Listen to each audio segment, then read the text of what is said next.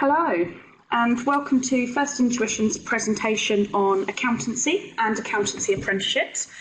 My name is Amy Forrest, and I'm a tutor in the First Intuition Cambridge office, and I also work there as the apprenticeship manager. We're delighted that you're considering starting or wanting to further your career in accountancy. So in this presentation, we're going to be going through the main areas of accountancy, what you can get involved in within a career in accountancy and so on. We'll be discussing some of the main qualifications that you can get as an accountant, and we'll be discussing apprenticeships in accountancy and what that means and so on. On the right-hand side of your screen, you can see a question box, a chat box. At the bottom of that chat box, you can write in any questions as we go along. There's somebody available there to write back with answers to your questions. There's also time at the end of this presentation when I can answer any questions that you may have. So please do write any questions in there. We'll also be recording this presentation so we can upload it onto the website so that you can look at it in the future and so on, and we'll get information round about that one. So what's coming up in this presentation? Like I said, we're going to start off with a bit about what is accountancy, different types of accountancy careers, different things you can get involved with. We'll be delving down into the accounting qualifications, and specifically the accounting qualifications that we offer here at First Intuition. We'll then start discussing apprenticeships and what an apprenticeship in accountancy looks like, and the benefits of studying for your accountancy qualifications and furthering your accounting career via an apprenticeship. We'll then go a bit into, well, why should you study with First Intuition? And we're looking at the benefits of studying with First Intuition. And like I say, at the end, I'll have a little space for questions and so on. And obviously at the end of this presentation there'll be our contact details, so afterwards if you think there's another question that you have, or you're very interested in accounting and want to start studying with us, then we have those contact details there for you to follow up on that. So starting off then, different types of accountancy or different types of accounting careers. I think that accountancy is really a fantastic career to go into. It can lead you into working in many different roles and, in fact, in many different businesses. I think gone are the days when accountancy is all just about adding up numbers and dealing with lots and lots of paperwork.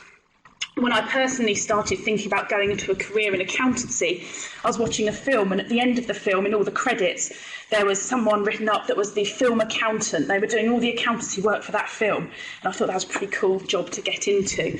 I think accountancy is one of those areas where you can work in lots and lots of different industries, so whatever piques your interest, and you can get involved in so many different things. So what we've got listed down here are a lot of the kind of main areas of accountancy that you could get involved in. The two main ones, which we'll delve down into a little bit further over the next few slides, are financial accounting and management accounting. And they're the two main branches of accountancy. There are so many other types of accountancy though, and we've listed there things like auditing, things like tax planning, things like due diligence, forensic accounting, business advisory, corporate finance, insolvency and bookkeeping. So many different things you could get into, but what I want to focus on here are those two main branches. So management accounting, what management accounting is all about is really helping decision makers within a business make a decision. So for example, we could be running our bakery, our cake factory, and we could be trying to help those managers within that factory try and make some very, very important decisions about that business.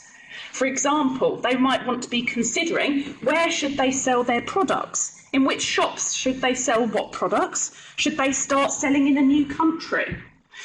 They want to be thinking about how should we set a selling price? What amount should we actually sell our goods for?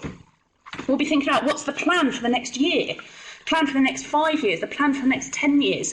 How can we achieve our goal and our objective within our company? And we're looking into some very major decisions within a company, such as should we buy a new factory? Should we make some big investments and so on?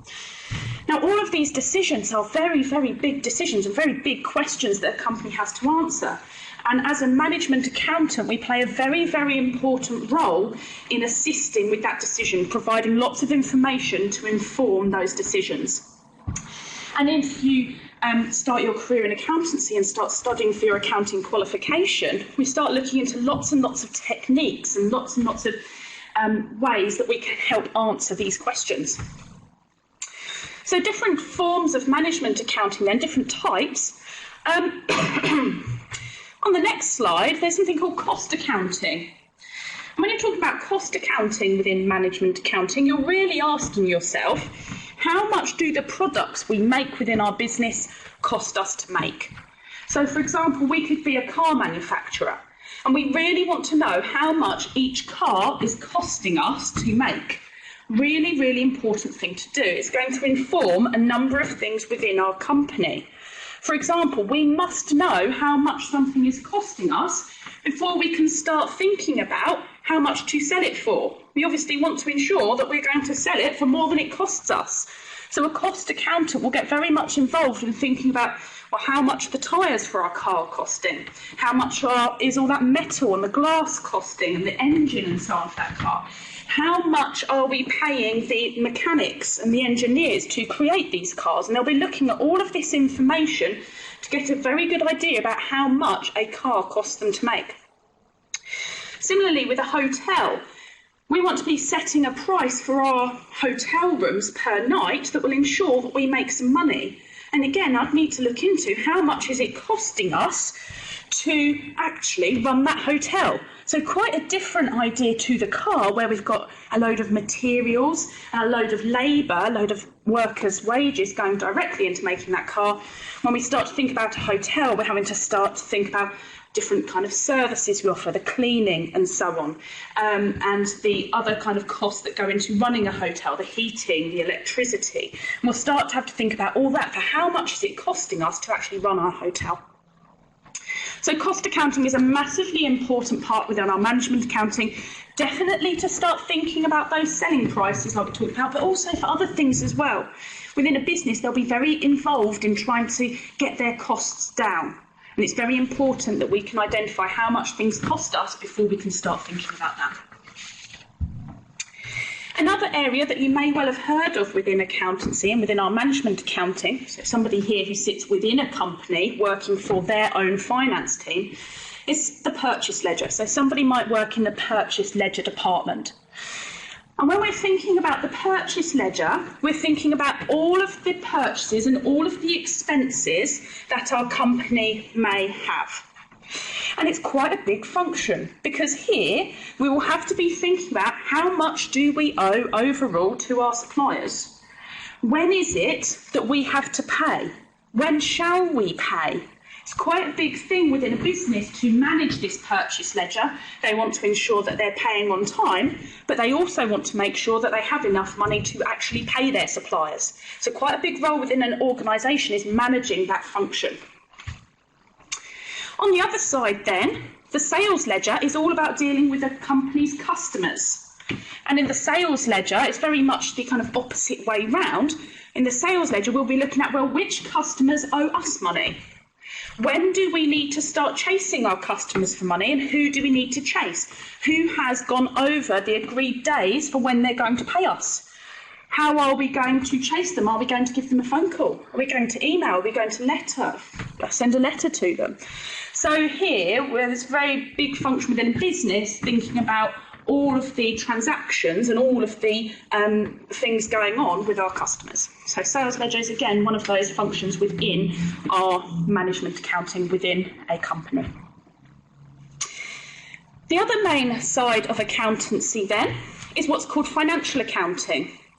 And financial accounting, you can have a financial accounting department within a company, but often people think about financial accountants being firms of practice accountants, firms outside of a company helping other companies with their legal requirements. And so in financial accounting, there'll be lots about preparing year-end accounts. There'll be lots about thinking, what is the client's profit for the year? What sales have they made? What costs have they incurred? So what is the profit for this company? There'll be lots about thinking about what a company owns and what it owes. So the things that it might own within its business, its motor vehicles, its factories, factories and so on and so forth, its computers, and thinking about the things it owes. Does it have any loans? Does it have any overdrafts that it owns? And we're thinking about summarising that within our financial accounting. In financial accounting, we'll often be thinking about how much tax does a company have to pay. It could be a company, it could be what's called their corporation tax, the tax that a company has to pay. It could well be an individual who we've done a tax return for. We may well be thinking as well and thinking about questions regarding how should a client structure their business? How should they go about, should they create a legal separate company? Should they carry on as what's called a sole trader? That's very much an area which accountants get involved in that kind of business advice role.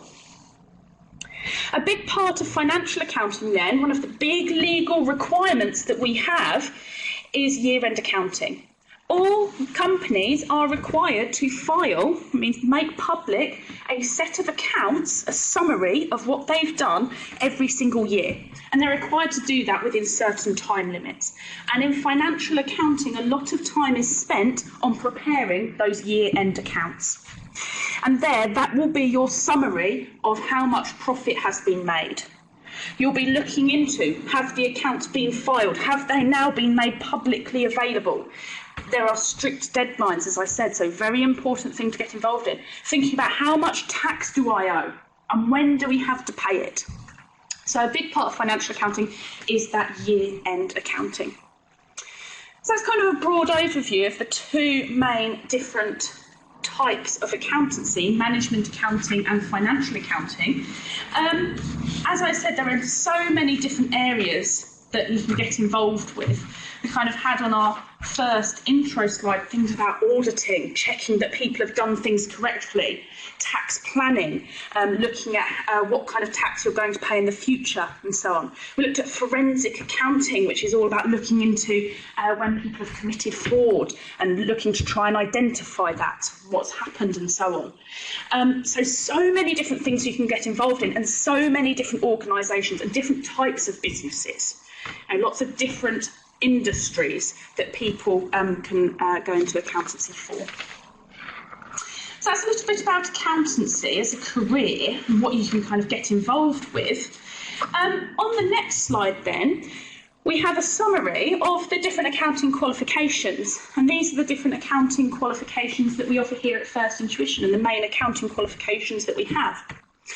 And at the top left here, you have what's called the AAT, the Association of Accounting Technicians.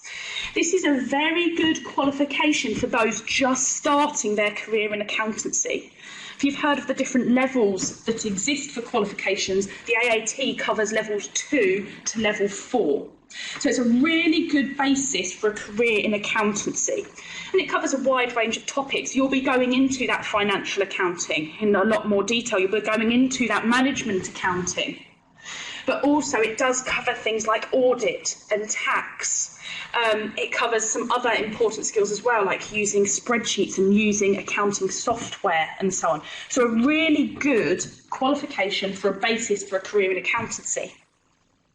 But actually a lot of people as well as using it as a standalone qualification, many other people use it as that entry-level point to move on to doing either ACCA, CIMA or ICAW.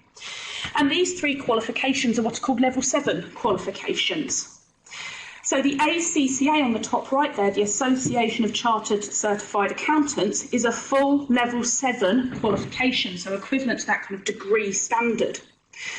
And it covers a wide range of topics again. Again, the financial and management accounting, it goes into a lot of detail about tax and a lot of detail about audit. And it has quite a strong focus on financial reporting as well. Although it does cover management accounting in detail, there's quite a bit on financial reporting too. Now, historically, ACCA was studied for by a lot of people working in that finance accounting role within practice and so on. CIMA then, on the bottom left, the Chartered Institute of Management Accountants, again, is a full level 7 qualification, a degree standard qualification. And here, again, there is the focus on the financial and the management accounting, and it does touch on a bit of tax and a bit of audit. There is a strong focus on management accounting and strategy, for thinking about business objectives and how you meet them and so on. And as such, CIMA is often seen to be more about management accounting and for people working within a company. On the bottom right, then, you have what's called the ICAW qualification, the Institute of Chartered Accountants for England and Wales. Again, that is a full Level 7 degree standard qualification. This is largely seen for practice firms. They have to sign up with the ICAW, and you have to sign a formal training contract with that company, with your employer, to study ICAW. And again, they cover the full range of different types of accountancy, but again, with a strong focus on financial accounting, audit, and tax.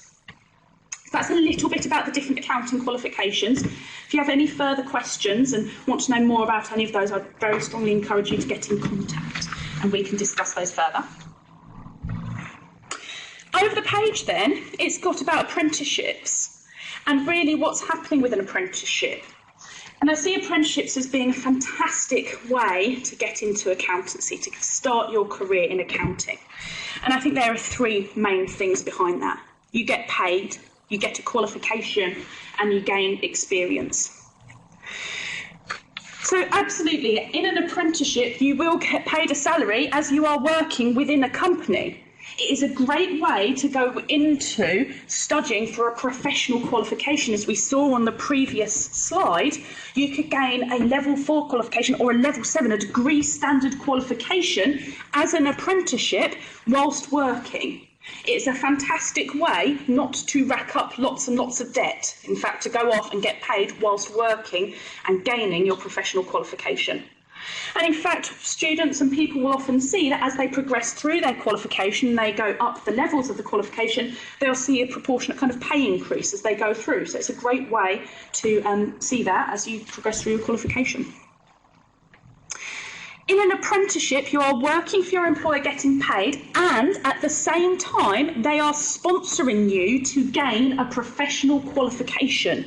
It is a fantastic opportunity. Your employer is essentially paying for you to come on courses and study for your professional qualification. They'll pay for you to go to classes in your work time, and you will be gaining that professional qualification at AAT, ACCA, CIMA, ICAW at the same time. How long the qualification actually takes to get, how long you'll be at your employer for, or the length of your apprenticeship contract, really depends on the type of the qualification. If you're looking at that Level 3 or Level 4 qualification, like we said, coming up in the AAT, or potentially the first few levels of ACCA, CIMA and ICAW, you are looking at spending about 15 to 18 months per level to gain that qualification. When you start to look at a Level 7 qualification, and bearing in mind this is akin to doing a degree, you are looking at around 3 to 4 years. And actually, I don't think that's too bad at all to gain that qualification. You often hear of people doing a part-time university degree and it taking 6 years. So 3 to 4 years to gain your full chartership or your full membership to a professional qualification is really not too bad. So you'll gain that qualification, your employer is paying for you to come and gain this professional qualification whilst you're also working and gaining a salary. The other main reasons why apprenticeships are such a fantastic way to start your accountancy career is the experience that you gain at work. It seems to be the first thing that job adverts say. When you go along and you say, look at what the requirements are to go for this job, the first thing they say is, you must have a minimum of X years experience in this industry. In an apprenticeship, you gain that experience whilst going for your qualification, whilst getting paid. So a fantastic way there to prove that you have put into practice what you have learned from your professional qualification. In an apprenticeship as well, the apprenticeship, yes, it's about gaining those technical accountancy skills, but apprenticeships also have a very strong focus on gaining these other skills, these soft skills, which employers place a huge amount of importance on. Things like working in teams, things like organising meetings, things like organising your own time, things like you undertaking presentations and so on. Now, all of these things here are those traditional things that we write in the intro paragraph in our CV. I'm very good at working in teams and I'm a very organised individual and so on. But with an apprenticeship, you actually gain a certificate and undertake the training so you can prove that these things have happened. You can prove that you have these soft skills. Another fantastic thing to put onto your CV, where you can actually prove to future employers, yes, you've said you can work in teams, and here's the proof as well, your apprenticeship certificate. And you'll be building up all of those soft skills whilst at work, building up this portfolio to prove that you have these additional skills which employers really, really value. So how is it that we at First Intuition get involved with the apprenticeship? Well, first of all, we are the people that will provide the tuition for your accountancy courses, and will provide you with workshop days around those soft skills. So we're very much the tuition provider and get involved in that way. At the same time, how else do we help you to succeed? We will sit down with you at the start of your apprenticeship and your employer and come up with a study plan that suits you. So we'll be looking into when will you be sitting your courses, when will you be doing your exams and so on, how long will this apprenticeship take and so on. As well, there is regular tutor contact. All apprentices, all students get tutors' contact details, and we are very welcome to any questions that you have as you're going through your apprenticeship and through your courses. At the same time, we actually come out and undertake these quarterly progress reviews with you and your employer. We'll sit down and we'll look at the study plan, we'll look at what we set out at the start of your apprenticeship, and we'll sit down and we'll look into how are you progressing? Are we still on track with the original study plan? Do we need to make any amendments? Is everything going well? So we're very much involved. Yes, we provide the accountancy training and the additional support with the workshop days for your soft skill experience, but we also get involved in making sure you stay on track and helping with any issues that you identify as you go along through your apprenticeship.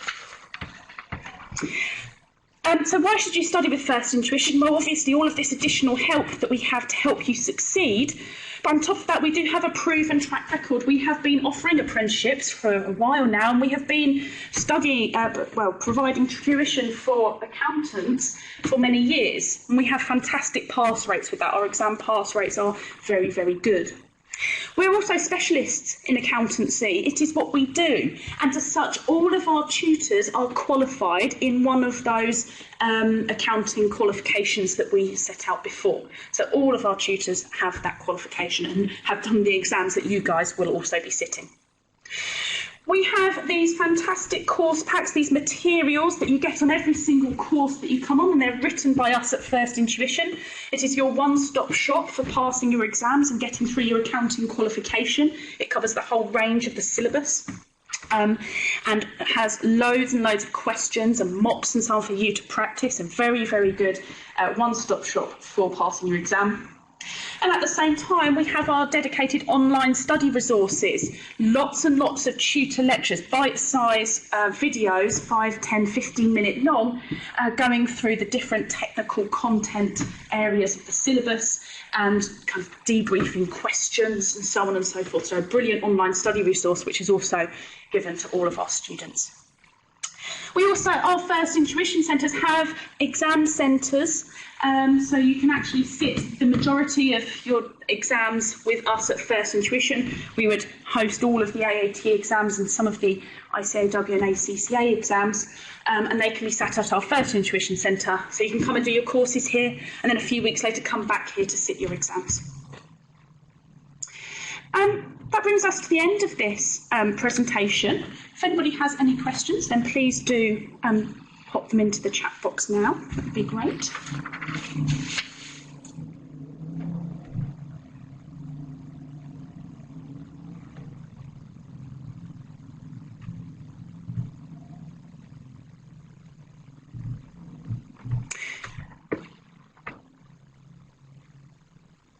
Okay, well, over the page we have the contact details that if you have any further questions, please do get in contact with us. As I said, my name's Amy Forrest.